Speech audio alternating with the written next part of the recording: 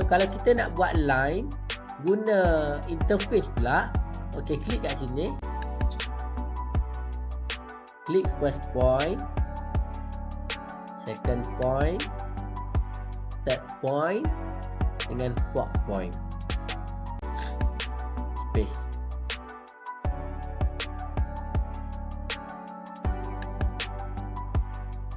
Okey, kita buat line yang sama tapi guna shortcut, tekan L space, klik first point, second point, third point, fourth point.